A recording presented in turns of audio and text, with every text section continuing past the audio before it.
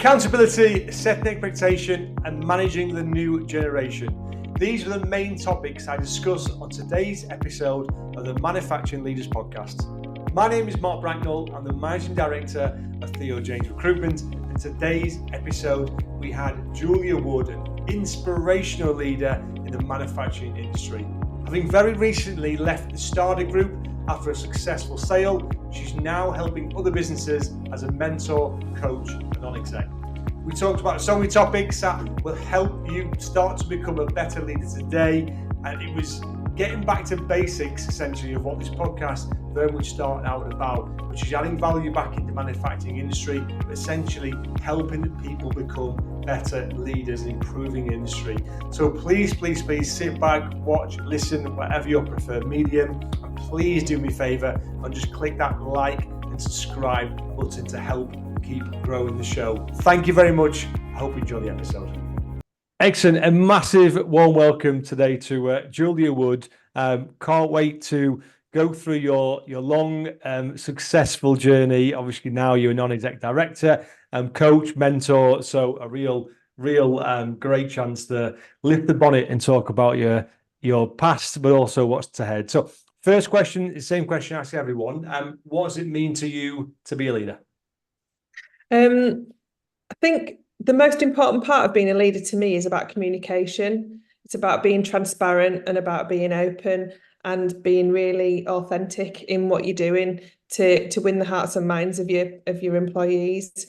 I think it's also really important, especially when you're new to a role, to have really clear expectations and define a really clear direction for the business.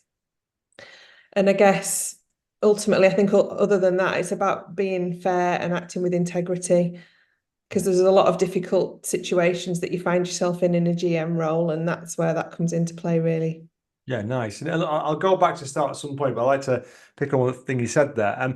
That expectation piece, I don't think is often spoken about in the management world, but I think it is so important. Is that something that you were always taught when you were managed, and it was always going to be an important part of your structure, or is that something you sort of developed over time being a manager, would you say? I think it's something I've developed over time, probably by mistake as much as anything. And I think I took on a coach. So I have a coach that I've had for about 14 years now. And that was one of the things that I really learned from that process as well. Right, excellent stuff. So would that be more for you business-led in terms of the operational piece, or do you think it's so important in terms of the one-to-one side? Because I guess everyone is different. Perhaps everyone's expectations might be slightly altered as well. Does that make sense? Yeah, I guess so. I guess as a leader, and you're going to lead and head up the culture of a business. So I think you've just got to be really explicit about how you like to communicate and how others like to be managed, and to really set that off in a really clear way from the outset. Expectations at kind of where everyone starts, and there's no confusion. Then I think the mistakes in the past have been where there has been a difference in expectations, and then you don't get the result that you're after, and therefore that's why it's so important in all levels, really. Quite a challenge, that, isn't it? I guess that's a real skill. If a manager go into a new role, let's say they're an experienced manager, 10, 15 years experience, and going into another senior role, different business, that's quite a skill to almost manage up and down, I guess, isn't it? To sort of particularly manage up the expectations of the CEO or whoever owns the business, perhaps. Is that something you can learn, do you think, that sort of piece? I mean, what are the things that you would do if you went into a business to sort of manage those expectations, we say? Because it's a tricky one, isn't it, sometimes? I think it starts on day one. So from a managing upwards and downwards perspective, I think it's really important to have. We used to have these town halls in my last business where we would literally have a presentation where I would tell the business how we were doing. And in the first one of those, or we did them in small groups when I first joined the last business, was just this is who I am, this is a bit about me, and this is how I like to work. And so I'm very direct. I like very clear and transparent conversations, and I like to be really clear about what I expect from the outset, so that there's no confusion about what success looks like. So that because when you're new in a business, especially in a GM role, everyone's looking at you as if to say, what's she going to do? What does she want? And I think just slay that dragon straight away and just be really clear and open from the outset. Yeah, I like that. And likewise, from managing upwards, it's very much, what do you expect to see from me? How do you want to communicate? How often do we want to touch base? What sort of issues do you want to be involved in? So that there's no ambiguity about whether something should have been discussed or not. Yeah. What I love about that is that everyone knows where they stand with that, because Yeah, the lines are never blurred, because otherwise it's a guessing game. Have you that's ever come right. up against any, has that always been plain sailing? Because I love that approach. Or have you ever had any sort of people have almost sort of kicked back a little bit of that? Not particularly, no. I feel like when I haven't done that, there's been more issue. Yeah, uh-huh.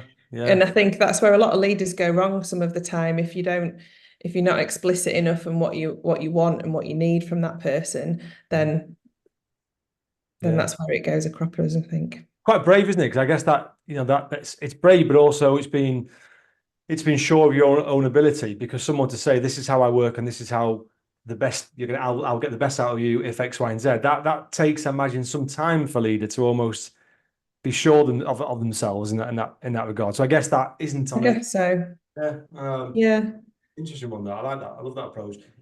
To go right back to the start, right? Briefly, I always like to see people like yourself, because are you a born leader? Was it something you trained? Did you always think you were? I mean, getting back into manufacturing, am I right in saying you came initially via the academic route, Julia? Is that right? In terms I of did. I did a degree in food manufacturing management, yeah, which is unusual to have such that kind of a subject area. So I went straight into product development from university, with the business that I'd done an internship with, and then I stayed there, and I ended up being the only person in their MPD department. And we built the team from there, and that was with the old cooperative manufacturing business, up in North Manchester near Ancoats.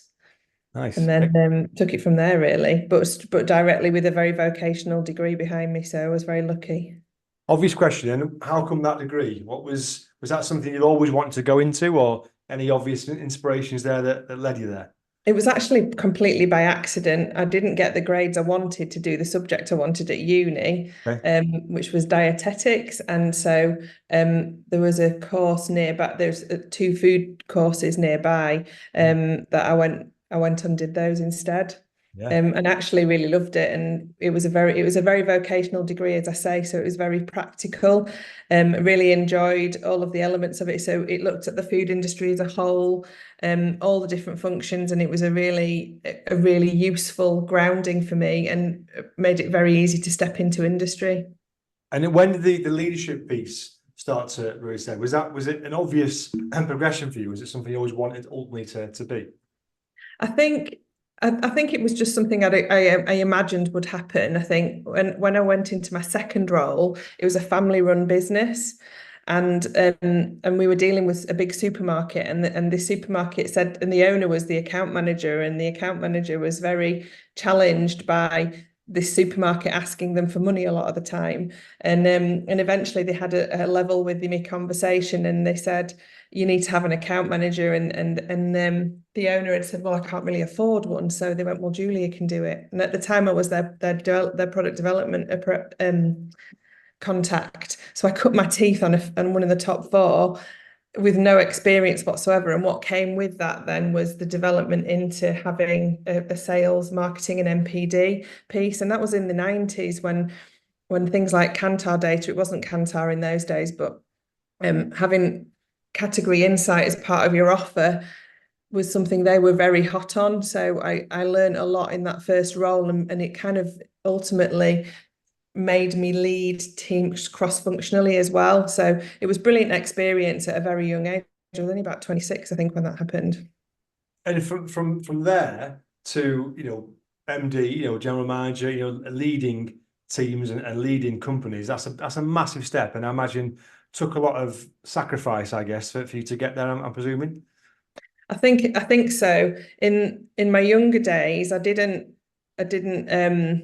have many responsibilities behind me, so I was very very much a workaholic, and I made myself quite poorly actually over the years with working too many hours and working in quite a stressful industry. I worked in the meat industry after that, and that was a very inflation driven marketplace, and then we dealt with 5 proteins, and all of which at some point in the year would be inflationary. So it's a very stressful world to be in. And so my health challenges made me reconsider how I dealt with that.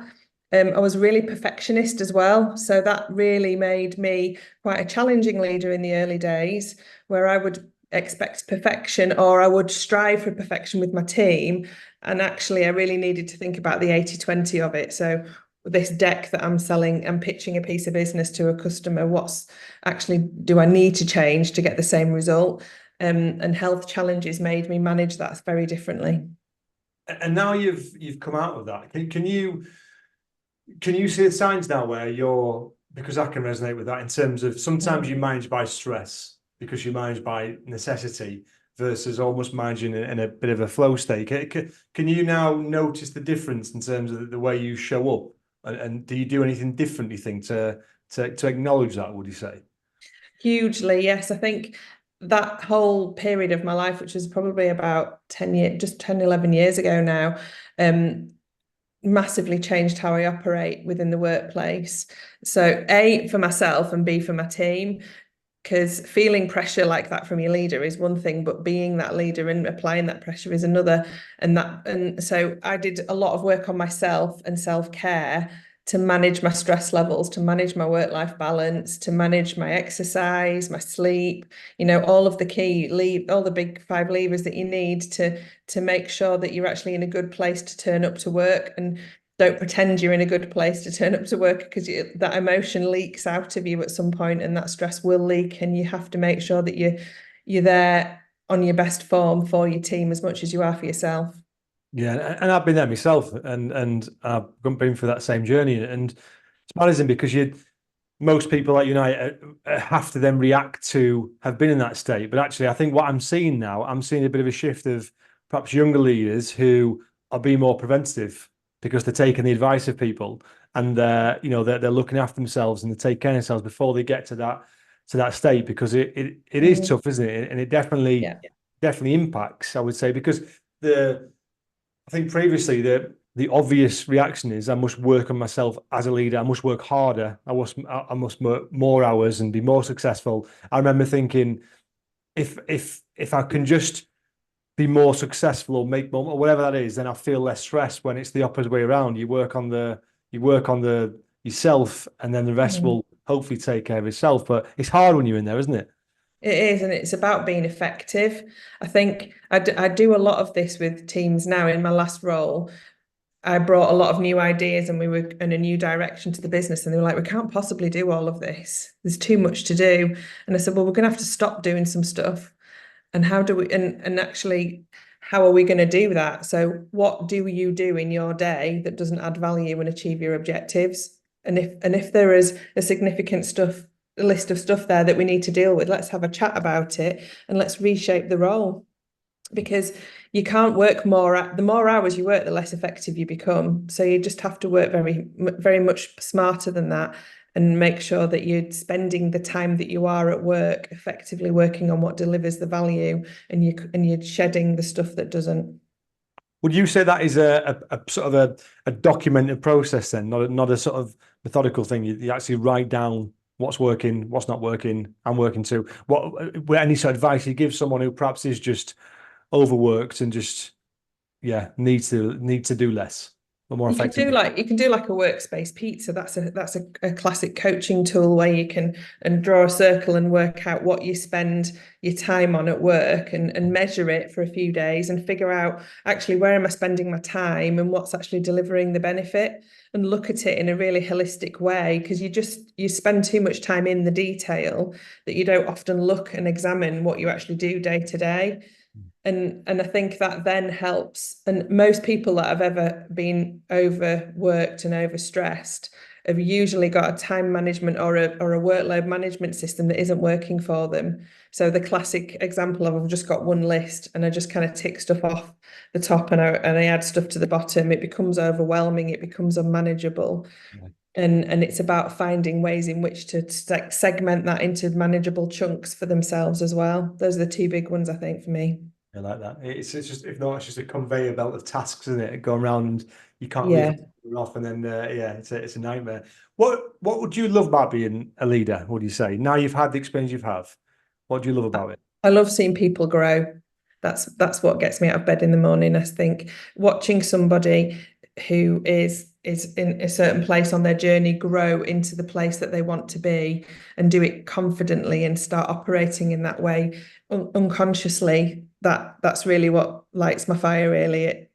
I find it hugely important to grow my team because they are the ones that are performing, and they usually have a much better way of doing it than any way that I can think of, and I just have to, my job is to enable them and to support them and to coach them into having the confidence to do that for themselves.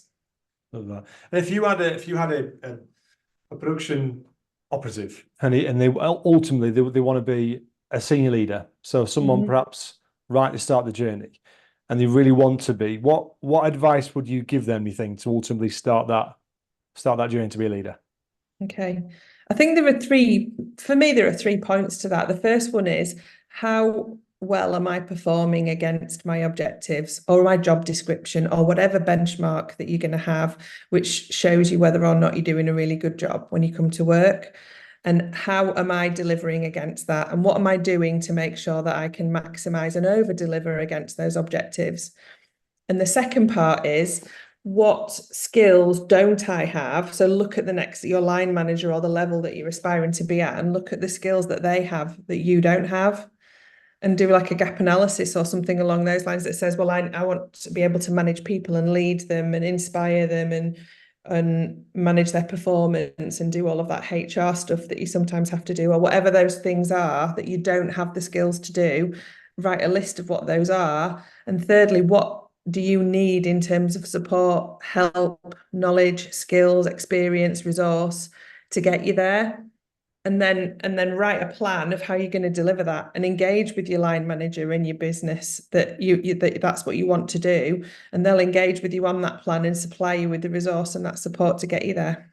Yeah, love that. And what I really like about that is, once you've done that and you've had that conversation with the business, it's a red flag if they don't know. It's a red flag Yeah, if they don't want to help you. Because ultimately, yeah, if that's where you want to get to, and those possibilities aren't, it's not possible where you are, it's probably going to accelerate your career, because you know you're going to potentially going to need to move on to a business that does appreciate and does give those opportunities, because not every business does have those opportunities. Not every no, business really cares about each individual's progression ultimately. mm, That's just the sad state of the fact. But actually, in manufacturing, there's no better time in my eyes, because companies mm, are now starting to look at succession planning, mainly because they've had to all of a sudden, because there's a real yeah, shortage of leaders. But for me, every single manufacturing facility now should be looking internally, particularly when the mm, skills gap is so hard, for people who want to step up. I think training's never ever been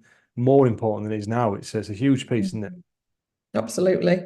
And I think it's, a lot of companies don't invest in their management workforce to deliver that. And that's actually where 80% of the learning comes from. And that's the sad state of affairs, really, for me, because if you're a manager who knows how to get somebody from A to B, then you're gold dust in this industry, because you're going to save the company a fortune. It's not just about putting you on a course and sticking you on a time management course or a leadership course. Yes, you can do those things, but if you're actually going to effect that change within that culture, in that business successfully, you need line management support as the mainstay of your development. Yeah, I couldn't agree more, because ultimately, and this isn't manufacturing, this is every business. If Yeah, someone's good at the job, they just presume to be a good manager, and it's a completely different job. And they often throw them in without any training. they It just, do. because it's cheaper to do that than bring some external. But Mm. it's the bulk of people aren't natural managers without training, just not. No. There's a statistic, 95% of management population are not natural born managers. 5% of people are born with a skill to Yeah. develop and lead people. And the energy that goes into making that 95% better managers is negligible. They just let us sink or swim, aren't they?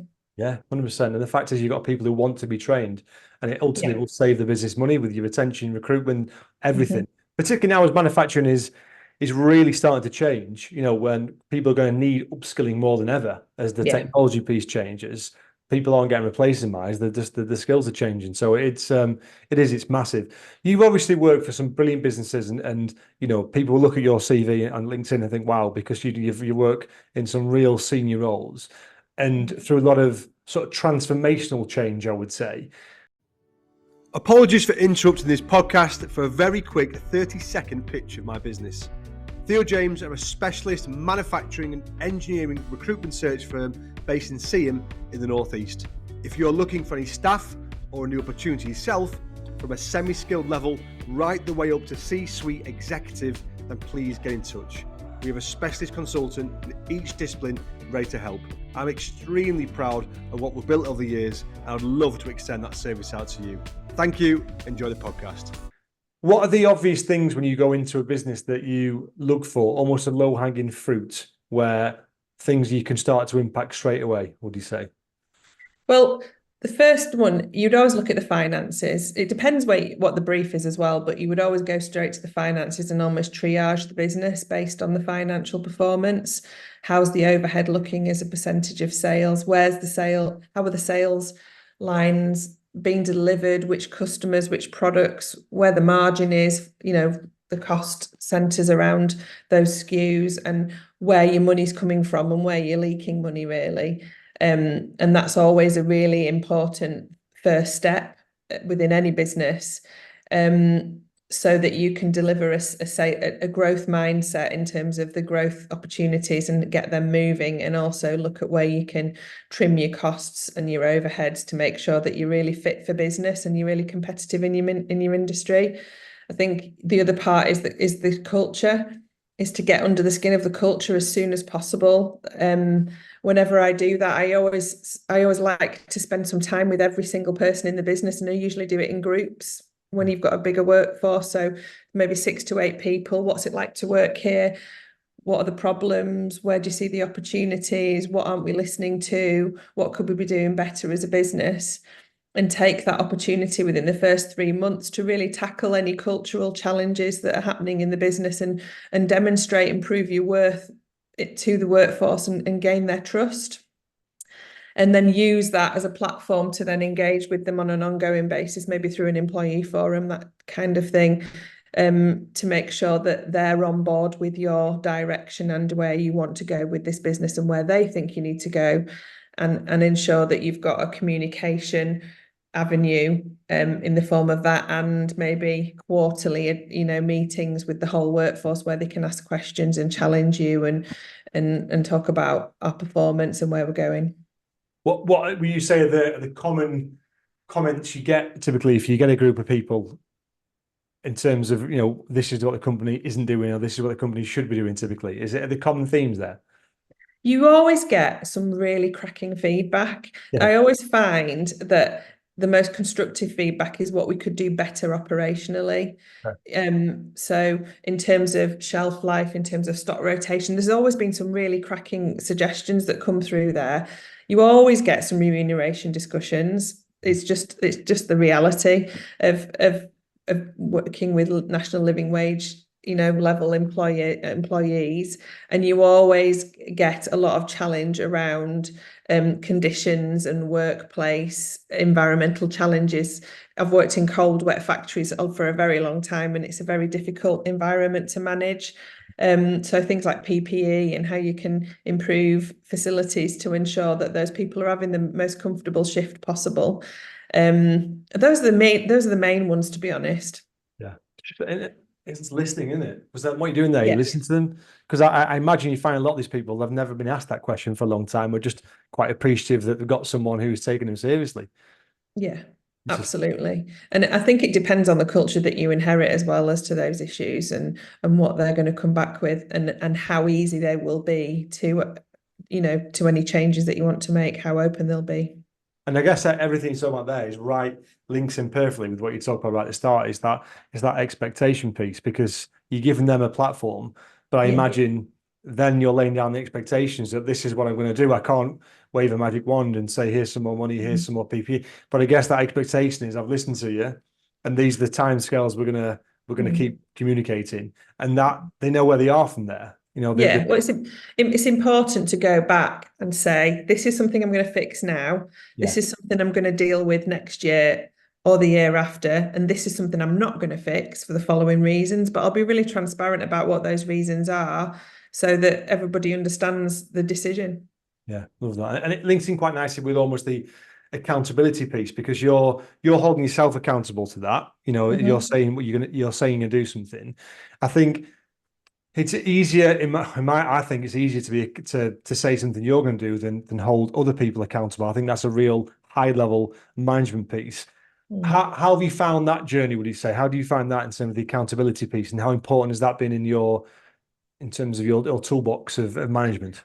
I think accountability is a word I've heard a lot since COVID. Yeah. And one of the things that drives that is when morale is low in a business, people disengage with the business Yeah. and they stop allowing themselves being held to account for issues that happen that their behaviors may have caused. And I think I also see that managers really struggle to manage that process and hold their teams to account on those kinds of issues, especially when morale is low. And then that just exacerbates the morale issue and then it just gets worse and worse. I think also the generational differences. So generations Gen Z are coming up through the ranks. By 2030, they'll be 30% of our workforce, and they have a very different outlook on what is and isn't acceptable in the workplace for them. And I think there's a real conflict in that as well. All of these things drive a lack of accountability across a lot of businesses. And I think those businesses that had it are starting to see it dwindle a little bit for those reasons. Yeah. Okay. I'm just trying to think in terms of, because I completely agree in that managing and the new generation, it is, I'm not going to use the word difficult. It's just different. It's just different, like you say, that they have different expectations, but they also have different drivers, which I think can be a real positive. I think people are driven now much more in terms of that progression piece. People want more out of their employer, but they also want more for themselves, I would Yeah. say. I'm seeing that. So as much as a challenge, I personally also think it's a real opportunity for businesses because if you can put let's say a transparent career plan in front of someone now, I think they care more than they Yeah. used to because Yeah. do you know what I mean? They might not be there for 30 years, but Mm. they might give it all for 5 years. Have you seen that change? Yeah, I'd say 20 years ago, the biggest motivator for people moving jobs was money. Yeah. And Hmm. now it's all about having an employee value proposition. Who am I working for? What's their carbon footprint? How much are they into diversity and inclusion? What is their stance on global issues? And how much of a place to work is this that's going to engage with me versus is this work going to be boring, but I'm just going to be paid a lot? Where 20 years ago, you'd have probably gone for the Yeah, the yeah, higher yeah. paid job for the lesser work. And I think it's challenging for employers, but it's a mindset we have to embrace because they're going to be such a big part of the workforce and we'll be left behind if we don't because other employers are going to do that. Yeah, 100% it is. I mean, I think back in the day, 20 years ago, it would have been exactly that. It would have been money and can I be here in 30 years? You'd have looked at in the northeast where I am, you'd have looked at Mhm. Nissan as an Yeah. employer and have gone, right, that's the one for me. Where now I don't think people look for that longevity. They look at what can I get, how can they, for the next 5 years, Mhm. how can they get me from A to B so I can accelerate Mhm. into a not necessarily a different company, but a different role in the business. So it is an opportunity. Bang on regarding that sustainability piece. I was almost quite a few years ago. I was a bit skeptical. I thought, are people just wanting to almost pretending virtual signaling to care Mhm. about this, but they don't. They really, really do care. And I've seen that now when we hire people because we've gone quite hard on the sustainability piece internally, and the people really do care. They want to be part of something, and they want to be part of ethical practices. And manufacturing now it is perfect to be able Yeah. to give people the opportunity because everyone now, whether they have to or they want to, they're doing something about it, and Mhm. it's a massive opportunity. I also think with the way skills are moving in manufacturing, you look at Yeah. the design industry, it's going from 2D CAD to 3D CAD, all this type of stuff, which plays into the new generation hands perfectly because they see things differently to what we did, don't they? It's No, huge. absolutely. Very innovative approach. Yeah, it's massive. Did you find, Mm. obviously, manufacturing, unfortunately, still is massively underrepresented by various different minorities, including the male to female ratio. Have you Mhm. seen that different certain businesses? Have you seen that change over time? What's that been like for you, I guess, as a very successful female leader? Do you think you've had a different journey to perhaps someone else would have? I think I didn't choose particularly female bias industries, which was quite interesting. The meat industry, when I first started in it, had very few female leaders. I feel like I was one of the few there, and now it's a totally different place. Yeah. So you see the exec is a much bigger female population than it ever used to be. I think that it's hard when you get to a GM level, you've been doing this for a much longer period of time. You're probably having kids. Your life challenges are very different and a very unpopular opinion. But the reality is there's a lot of juggling that goes on. And I've seen a lot of women in the last 20 years flourish in spite of those challenges and really transform and prove that female leadership is definitely there for the long term. And it's been brilliant to see, and it's been brilliant to see the changes. And I think gender pay gap and all sorts of different things have obviously contributed to the focus on that. But the reality is there's such a lot of talent in female and male workforces. Why does it need to be different? Why do we have to have that? We have the social solutions to those issues at our fingertips these days. Why not make the most of it? Yeah, 100%. And I think there's always going to be a long-term thing, because if you look 20 years ago, you look at every single board on every manufacturing business, it was 99% white Yeah, British in yeah, terms of certain age male. It just was, and I think that would have put off the majority of leaders who are yeah, female. Unfortunately, that takes time to change, but as soon as it starts to change, then obviously that sort of trickles down, and I think that's what we're seeing now, which is amazing, because I completely agree. That's amazing, and I hope it gets to a stage where it's almost not talked about. It's almost not a thing. yeah, Do you know what I mean? It's irrelevant. It's just a yeah, leader. But ultimately, I still think that challenge is there. The fact that a lot of mm, females will take time off for the childcare, and then obviously it's trying to start that process again, which is difficult. So that support needs to be there for that. I wholly believe it. What other challenges do you think the manufacturing has? Because it's in an exciting time now, but it's been a tough sort of 5-6 years for various mm, Brexit, COVID, whatever else you want to say. There's been a mm. lot going on. What would you Yeah. say can you see the challenges and opportunities over the next sort of 5 to 10 years, do you think? I think I think the we have leveled our playing field commercially because of the living wage, and that actually manufacturing has to now compete on a fairly level peg.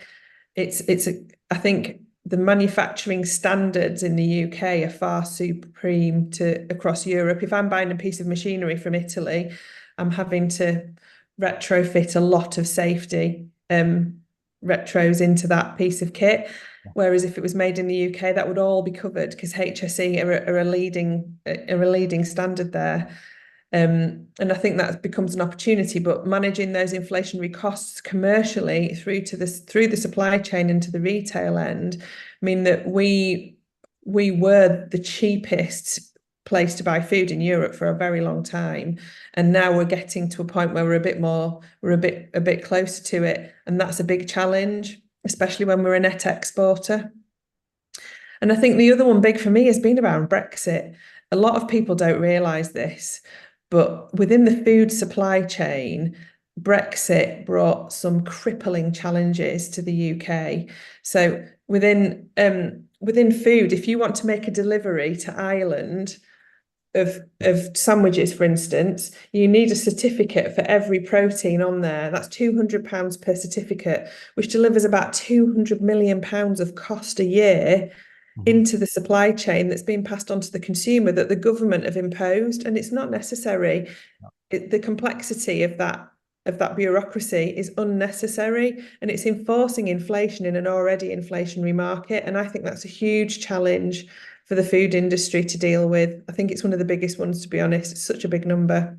Yeah, and that's not reported really or spoken about. No. Yeah, and I agree that the impact Brexit had, I think people are seeing more and more. I've had more conversations the last 12 months about it than they have had for the last 3-4 years. I really have. Absolutely. Now Brexit's calmed down, it's becoming a bit more topical, isn't it? Yeah, no, massively. It's a huge issue. It really is. For you now, then, obviously, you've gone through this, your last role, successful sale. Now you move fully into your non-exec director role. Was it last week you left officially? Yeah. So Yeah. what would you say is the biggest area that you want to concentrate on, which you're most excited about in terms of the coaching and the transformational, the change piece? What's the one bit that you can't wait to get into businesses and really start tackling? There's 3 prongs to what we're going to do. One's the NED piece. Yeah. Second piece is the commercial consultancy that I own with my husband, Broughton and Beach. But the most exciting part for me is developing the coaching and mentoring base. That I'm it's the bit that gets me out of bed in the morning. It's still working with people and helping them to be the best version of themselves, that probably better than they even thought was possible. That's really the most exciting part. Yeah, and it is, because I think actually where we are now, I think manufacturing has its challenges, which we've spoken about, but it has so much opportunity, and I still believe that we need to improve that skills gap and get us right back to education, which I'm very passionate about, to try and get more people into it. But the skills in manufacturing are just going to blow up.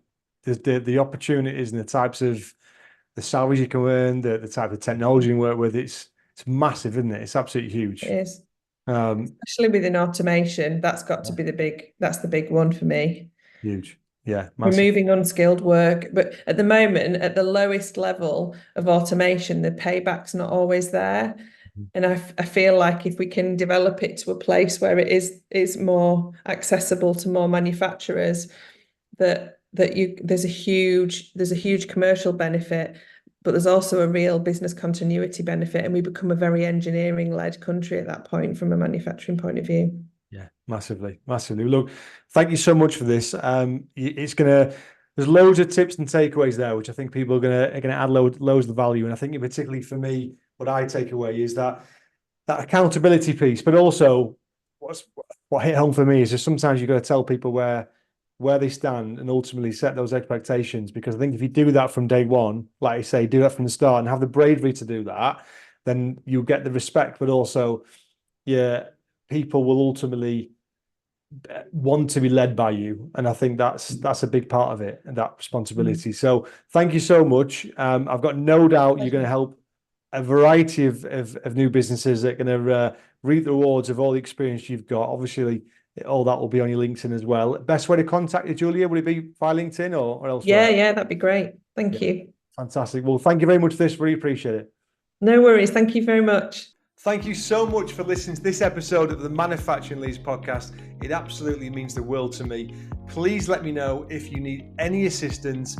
As a business, we look at providing partnerships with manufacturing engineering companies to really help their recruitment and retention. On the recruitment piece, anywhere from blue collar, semi-skilled staff, right the way up to C-suite level executive appointments, but also much more than that. We run events, so please let me know if you're interested in any of those. If you are interested indeed becoming a podcast guest, I'd be very, very keen to speak to you as well. More than happy to do so. But as a business, as I say, we look at key partnerships that really help your recruitment, your retention, your marketing, your training. We really believe in the partnership piece and being an extension of your business. So we're very proud to work in this sector. I love manufacturing engineering, and my staff are just as passionate about it as I am. So thank you once again for listening. Please get in touch to talk about anything we can do to help. Look forward to speaking to you very soon. Thank you.